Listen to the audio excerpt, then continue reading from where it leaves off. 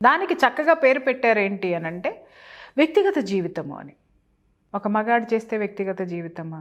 అదే ఒక ఆడ అమ్మాయి రాజకీయ జీవితంలో ఉన్న ఒక ఆడ మనిషి ఫోటోని లేకపోతే వీడియోని అట్లా బయటికి పెట్టమని చెప్పండి, బతకనిస్తారా ఆడదానికి?